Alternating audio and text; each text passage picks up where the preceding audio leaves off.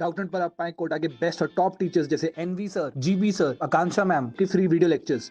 आज ही डाउनलोड कीजिए Doubtnut app. Hello students, welcome to Doubtnut. आज जो चैप्टर हम कवर करने वाले हैं वो है आपका cell cycle and cell division. अभी हमने पिछली वीडियो में कवर किया था सेल साइकिल क्या होता है और फेजेस ऑफ सेल साइकिल। आज जो हम टॉपिक कवर करने वाले हैं वो है आपका एम फेज। जी हाँ, माइटोटिक फेज के बारे में हम स्टडी करेंगे। ये जो है अभी हमने पिछली वीडियोस में इंटरफेस को इन डिटेल स्टडी किया था, अब हम इस एम फेज को स्टडी करेंगे। एम फेज यानी कि आपका जो माइटोसिस फेज है, इसके बारे में हम बात करेंगे। तो ये जो एम फेज है ये क्या होता है? एम फेज आपका 4 अलग अलग स्टेजेस में डिवाइडेड है। कौन कौन सी? पहली है प्रोफेज, देन आती है आपकी मेटाफेज, फिर आता है एनाफेज और टीलोफेज, यानी कि पी मैट हम बोल सकते हैं। ये जो माइटोसिस है ये पी मैट में डिवाइडेड है। अब माइटोसिस यानी कि ये वो फेज है जहाँ पे एक्चुअल में सेल डिवीजन होती है। एक्चुअल सेल डिवीजन जो है वो कहाँ होती है? इस एम फेज के अंदर ही होती है। और ये कितना टाइम इन्वॉल्व करता है? ये सिर्फ 5% ऑफ टोटल सेल डिवीजन जो है वो आपका क्या होता है? M phase. और बाकी का जो 95% है वो कौन कवर करता है? इंटरफेज, यानी कि जो प्रिपरेटरी फेज है, जो रेस्टिंग फेज है, वो कवर करता है सेल साइकिल का। तो अगर हम बात करें माइटोसिस की, तो माइटोसिस में क्या होता है? माइटोसिस जो है वो डिवीजन है जिसमें क्या होता है? इक्वल नंबर ऑफ सेल्स जो है बनते हैं। क्या बनते हैं? Equal number of cells. इसीलिए इसको हम क्या बोलते हैं? इक्वेशनल डिवीजन भी कहते हैं। क्या बोलते हैं इसको? Equational division. तो अगर हम यहाँ देखें, this is the most dramatic period of the cell cycle, involving a major reorganization of virtually all components of the cell, since the number of chromosome in the parent and progeny cells is the same। जो parent cells हैं और जो progeny है यानी कि जो daughter cells हैं, उनमें जो number of chromosomes हैं वो क्या रहते हैं? वो सेम ही रहते हैं। इसीलिए इसको हम क्या बोलते हैं? Equational division. Though for convenience, mitosis has been divided into 4 stages of nuclear division। Mitosis को 4 अलग अलग स्टेजेस में डिवाइड किया गया है ऑन द बेसिस ऑफ किसके? उसके न्यूक्लियर डिवीजन के। It is very essential to understand that the cell division is a progressive process and very clear cut lines can be drawn between different stages. जो अलग अलग stages हैं उनमें एक specific difference है, इसीलिए उनको अलग अलग स्टेजेस में डिवाइड किया गया है। तो mitosis is divided into the following 4 stages, जिसके बारे में अभी हमने बात की थी। पी मैट यानी कि प्रोफेज, मेटाफेज, एनाफेज और टीलोफेज। अब हम इन डिटेल इन चारों स्टेजेस को पढ़ेंगे कि प्रोफेज में क्या क्या चीज़ें होती हैं, क्या क्या चेंजेस आते हैं, मेटाफेज में क्या होता है, एनाफेज में क्या होता है और टीलोफेज में क्या होता है। तो सबसे पहले हम बात करेंगे पहली स्टेज जो कि है आपकी prophase. Prophase is which is the first stage of mitosis. ये क्या है? सबसे पहली स्टेज है माइटोसिस की। Follows the S phase and G2 phases of interphase. पहले क्या होता है आपका? G1 फेज, फिर S फेज, फिर G2 और उसके बाद क्या आता है? सबसे पहले प्रोफेज। ठीक है। In the S and G2 phases the new DNA molecules are formed। जो क्या होता है? S और G2 फेज में जो नए DNA मॉलिक्यूल्स फॉर्म होते हैं वो क्या होते हैं? वो डिस्टिंक्ट नहीं होते। वो कैसे होते हैं? एक दूसरे से इंटरवीन्ड होते हैं, लेकिन हम उसको डिस्टिंक्ट नहीं कर सकते कि हाँ भाई ये जो मॉलिक्यूल है ये क्या है।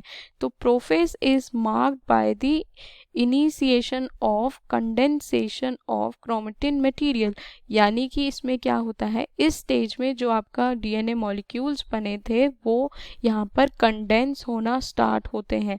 इसका कंडेंसेशन जो है वो यहाँ शुरू होता है। तो अब क्या होता है? जो क्रोमोसोमल मटेरियल है वो अनटैंगल होते हैं। वो सारे कैसे थे?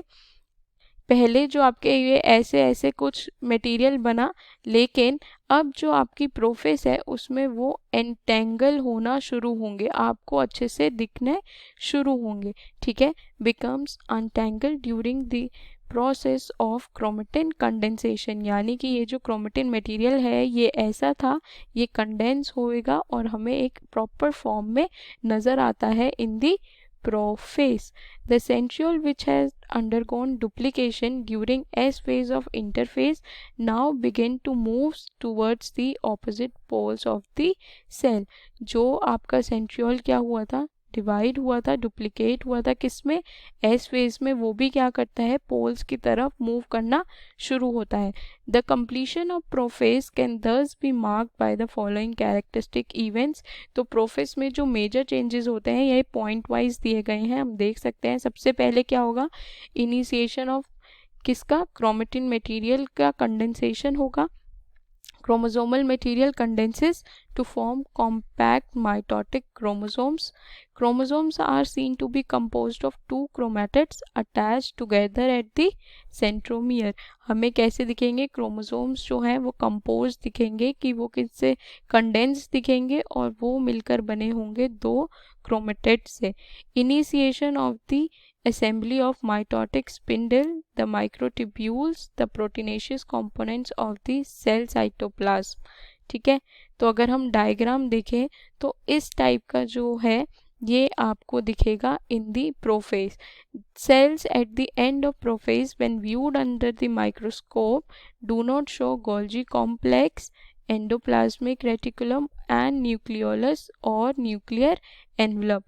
तो इससे हम क्या बोल सकते हैं, प्रोफेस में मेजर पॉइंट्स क्या निकले, कंडेंसेशन होगी, कंडेंसेशन ऑफ आपके क्या, जो क्रोमेटिन मटेरियल है उसका कंडेंसेशन होगा, क्रोमेटिन मटेरियल का कंडेंसेशन होगा, और उसी के साथ साथ डिसअपियरेंस ऑफ क्या, आपके गोल्जी कॉम्प्लेक्स, एंडोप्लाज्मिक रेटिकुलम, उसी के साथ साथ हम बोल सकते हैं न्यूक्लियोलस, और न्यूक्लियर एनवलप जो है वो भी डिसअपियर होगी आपकी कौन सी स्टेज में, प्रोफेस में. तो ये थी पहली स्टेज आपकी माइटोसिस की. तो ये अर्ली फेज में ये कंडेंसेशन होगा, और लेट फेज में क्या होगा, जो क्रोमोसोम्स हैं वो दिखेंगे हमें टू क्रोमेटिड्स से मिलकर बने हैं, two chromatids composed of two chromatids, ये हमें दिख रहा है, यहाँ पे विजिबल है. और इसी के साथ साथ ये जो न्यूक्लियर एनवलप है ये सब चीज़ें क्या होंगी, डिसअपियर होनी शुरू होंगी. अब नेक्स्ट जो स्टेज है वो क्या है, मेटाफेज. मेटाफेज में क्या होता है, the complete disintegration of the nuclear envelope marks the start of the second phase of mitosis. इसमें क्या होगा, जो न्यूक्लियर एनवलप है वो पूरी तरीके से क्या होगी, डिसइंटीग्रेट हो जाएगी, और हमें पता चलेगा कि सेकेंड स्टेज जो है माइटोसिस की वो स्टार्ट हो गई है. Hence the chromosome are spread through the cytoplasm of the cell. और ये जो क्रोमोसोम है, जब ये वाली न्यूक्लियर एनवलप पूरी तरीके से हट जाएगी तो क्रोमोसोम क्या होंगे, पूरे साइटोप्लाज्म में फैल जाएंगे. By this stage condensation of chromosome is completed. यहाँ पे क्या होगा, जो क्रोमोसोम है पूरी तरीके से कंडेंस हो जाएंगे. They can be observe clearly under the microscope. हमें माइक्रोस्कोप में क्रोमोसोम्स जो हैं वो पूरी तरीके से दिखेंगे इस शेप के, ठीक है.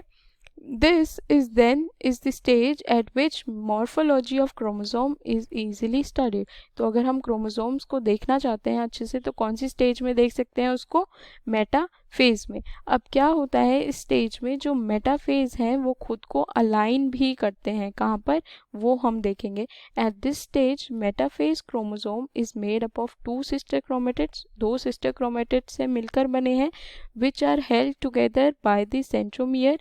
अब ये कहाँ, यहाँ पर कौन इसको पकड़ के रखता है, सेंट्रोमियर जो है वो इनको पकड़ के रखता है.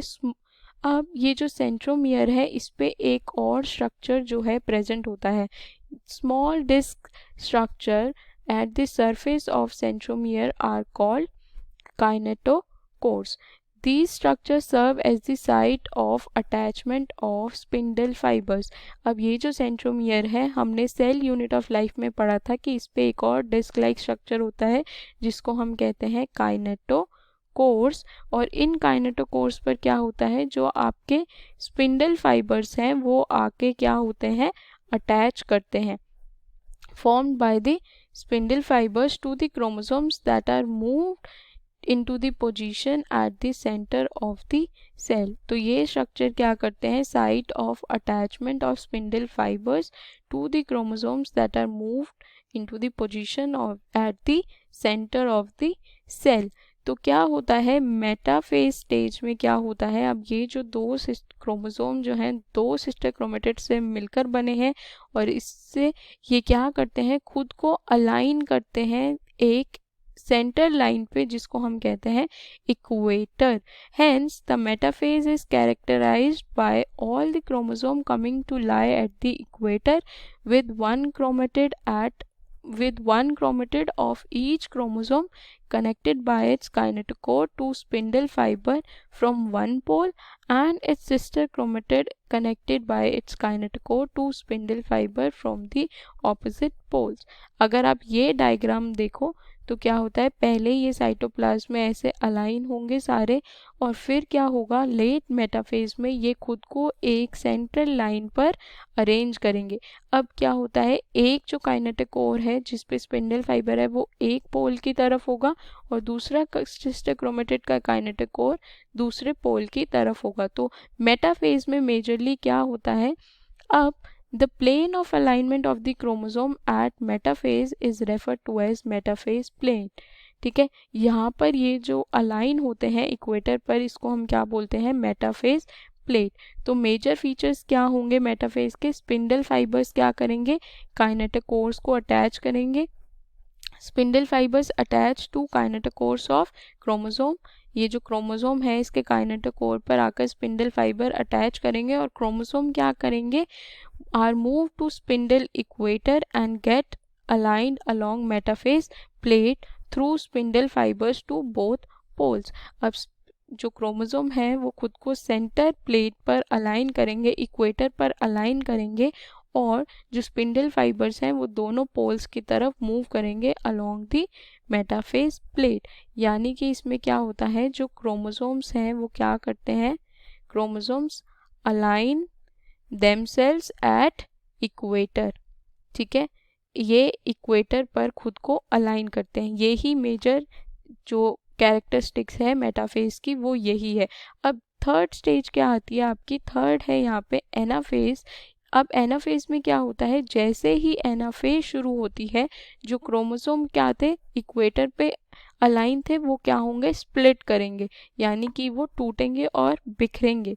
Each chromosome arranged at metaphase plate is split simultaneously and the two daughter chromatids, now referred to as chromosomes of the future nuclei, begin their migration towards the opposite poles। अब यहाँ पे वो क्या थे, अलाइन थे, अब यहाँ से ये स्प्लिट होंगे, टूटेंगे और दोनों सिस्टर क्रोमेटिड्स क्या होंगे, अलग अलग पोल्स की तरफ मूव करेंगे, एक इस साइड को और एक इस साइड को। As each chromosomes move away from the equatorial plate, the centromere of each chromosome is towards the pole, hence at the leading edge with the arms of the chromosome trailing behind। ठीक है, chromosomes जो है वो क्या करेंगे, इस time पर split करेंगे और जो एक क्रोमेटिड क्या करेगा, यहाँ डायग्राम में देखिए, एक जो है वो एक पोल की तरफ जाएंगे और दूसरे पोल की तरफ जाएंगे। तो एनाफेज क्या होगा, यहाँ पे बेसिकली जो सेंट्रोमियर है वो स्प्लिट करेगा और उससे जो क्रोमेटिड्स हैं आपके वो भी सेपरेट होंगे।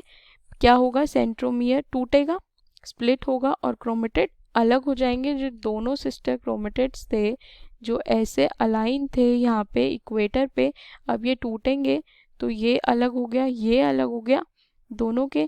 अब ये दोनों क्या करेंगे, क्रोमेटिड क्या करेंगे, अलग अलग पोल्स की तरफ मूव करेंगे। क्रोमेटिड्स क्या करेंगे, move towards the opposite poles. ठीक है, ये ऑपोजिट पोल्स की तरफ मूव करेंगे। तो ये होता है आपके एनाफेज में। अब जो लास्ट है आपका वो क्या है, टीलोफेज। लास्ट स्टेज क्या है यहाँ पे, टीलोफेज। अब टीलोफेज में क्या होता है, टीलोफेज जो है beginning of the final stage of mitosis, जिसको हम कहते हैं टीलोफेज। अब इसमें क्या होता है, जो क्रोमोसोम्स हैं वो अलग अलग क्या है, पोल्स पर पहुंच गए हैं। Chromosomes that have reached their respective poles अब क्या करेंगे, डीकंडेंस होंगे और अपनी इंडिविजुअलिटी जो है वो खो देंगे। जैसे ही शुरुआत में हमने देखा था प्रोफेज में वो ऐसे ऐसे थे और फिर कंडेंस होने शुरू हुए थे। अब ये जो कंडेंस हैं वो दोबारा से डीकंडेंस हो जाएंगे। इसीलिए हम कहते हैं जो टीलोफेज है वो क्या है, रिवर्स है किसका, आपके प्रोफेज का। ठीक है, reverse of prophase. The individual chromosome can no longer be seen. Chromatin material tends to collect in a mass in the two poles. अब क्या होता है, जो क्रोमेटिन मटेरियल है वो वापस से ही इकट्ठा होके क्या दिखेगा, अलग अलग पोल्स पे हमें दिखेगा। तो इस स्टेज में हमें क्या मेजर चीज़ें दिखती हैं, chromosome cluster at opposite spindle poles and their identity is lost as discrete elements. वो क्या होंगे, ये ऐसे ही हमें दिखेंगे डिस्क्रीट एलिमेंट की तरह। इसमें क्या होगा, दोबारा से न्यूक्लियर एनवेलप क्या होगी, असेंबल हो जाएगी अराउंड द क्रोमोसोम क्लस्टर। उसमें डिसअपियर हुई थी, यहाँ पे क्या हो जाएगी, रीअपियर हो जाएगी। उसी के साथ साथ न्यूक्लियोलस, गोल्जी कॉम्प्लेक्स और एंडोप्लाज्मिक रेटिकुलम क्या होंगे, रिफॉर्म हो जाएंगे। ठीक है, तो ये सब चीज़ें क्या होंगी, रीअपियर हो जाएंगी। तो ये थी मेजर स्टेजेस ऑफ माइटोसिस। अब नेक्स्ट जो है वो हम नेक्स्ट वीडियो में कवर करेंगे। टीलोफेज के बाद क्या होता है, यानी कि साइटोकाइनेसिस और सिग्निफिकेंस हम देखेंगे इस माइटोसिस की। आई होप आपको ये एम फेज पूरा समझ आया होगा। इसकी चारों स्टेजेस जो हैं वो भी आपको अच्छे से समझ आई होंगी। इनके अंदर क्या क्या चेंजेस आते हैं, क्या क्या होता है, इसको इक्वेशनल डिवीजन क्यों कहते हैं, ये सब आपको पता चला होगा। ऐसे ही आप हमारे चैनल के साथ बने रहिए, पढ़ते रहिए। All the very best, thank you.